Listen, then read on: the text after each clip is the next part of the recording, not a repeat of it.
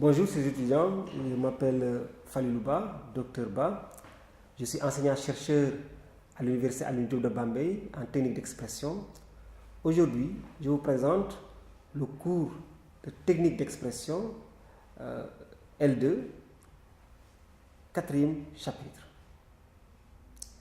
Et ce cours-là vient en réalité en appoint au cours qui est déjà présenté par mon collègue M. Amdi Ndaw sur le CV. En réalité, il faut savoir que pour aller vers l'entretien, il y a deux étapes à franchir. Il faut d'abord rédiger un CV et ensuite il faudra confectionner une lettre de motivation qui est de plus en plus demandée et qui est de plus en plus importante dans l'octroi de l'emploi ou bien de l'entretien de l'embauche. Alors, notre propos, ce sera aujourd'hui ici de vous montrer comment arriver à rédiger une bonne lettre de motivation. La lettre de motivation qui accompagne votre CV est devenue aujourd'hui une étape extrêmement importante dans la marche vers l'emploi qu'il ne faut pas négliger. Ça ne vient pas simplement pour accompagner un CV, malheureusement comme certains le pensent. Donc, l'une des choses que je dois vous dire tout de suite, c'est d'éviter de raccourcir votre lettre de motivation en indiquant au recruteur d'aller chercher les informations dans le CV. Une lettre de motivation doit être aussi complète qu'un CV. En quoi faisant? En apportant des renseignements supplémentaires avec une touche personnelle qui permettra au recruteur d'abord de jauger vos compétences et vos connaissances, mais également vos capacités d'écriture. Parce qu'une lettre de motivation, elle s'écrit. Et dans cette lettre de motivation-là, il faudra arriver à expliquer les raisons pour lesquelles ce poste-là vous intéresse, mais surtout pourquoi vous êtes la mieux placée, la personne la mieux placée pour obtenir ce poste-là.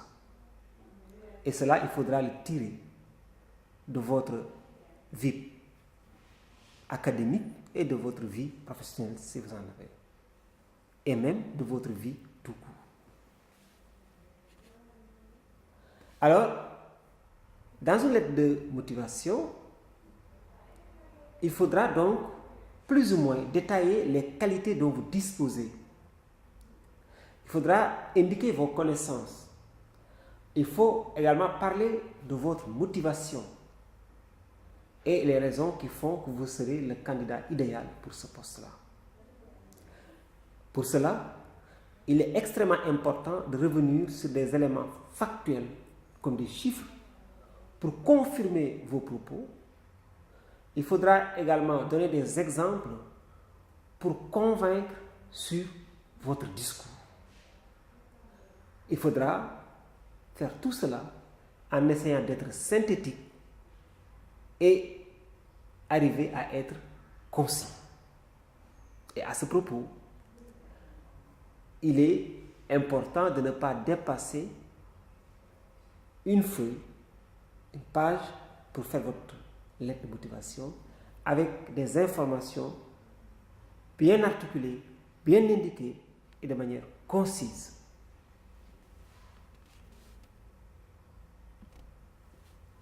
Dans une lettre de motivation également, il y a différentes parties qui sont très bien structurées.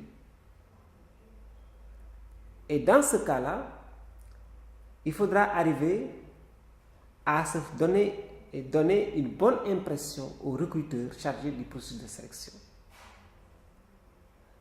Dans votre style direct, on doit y sentir de l'enthousiasme, mais également de l'engagement pour le poste.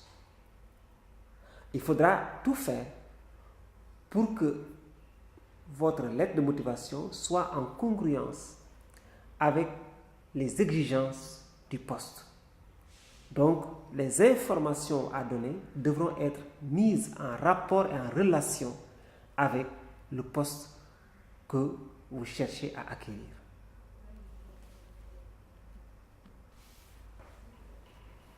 Il faudra savoir qu'une lettre de motivation est aujourd'hui incontournable pour décrocher un emploi. D'où l'intérêt d'y apporter beaucoup d'exigences, de rigueur pour avoir la clé et le gage pour réussir à donner une bonne impression. Il faudra également soigner votre orthographe. Évitez des fautes parce que cela peut nuire à votre candidature.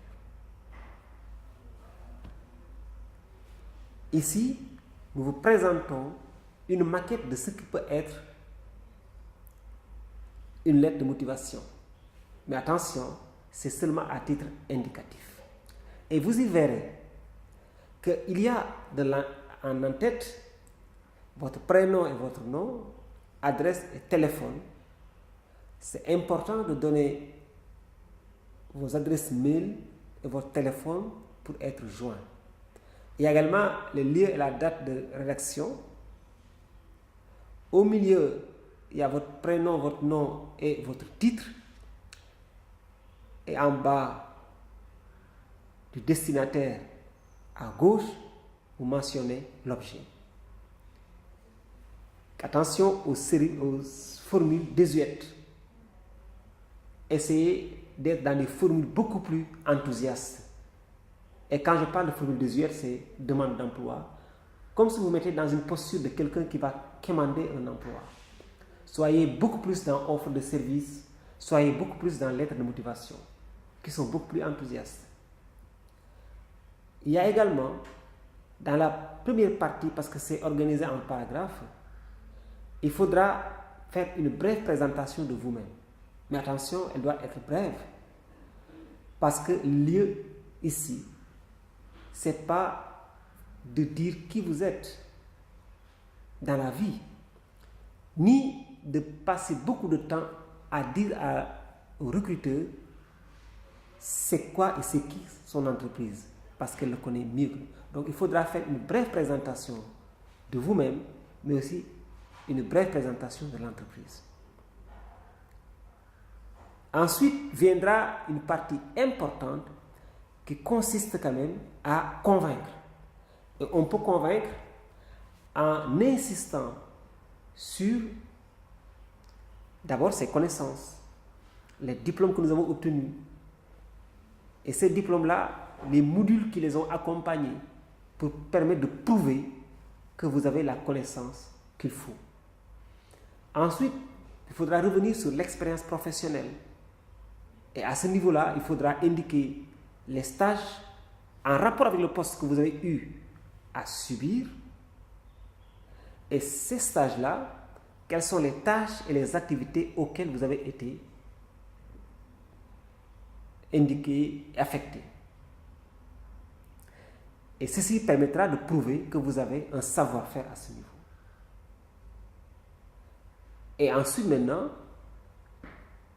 viendront les moments où il faudra, si besoin en est, parler des connaissances informatiques dont vous disposez, parce que nous sommes à cette ère de l'informatique, des logiciels que vous maîtrisez, s'il y en a, des langues que vous maîtrisez, pour pouvoir donner une meilleure visibilité de vous-même. Et enfin, il y a une formule qui termine la lettre de motivation où vous montrez votre disponibilité, mais aussi votre espoir.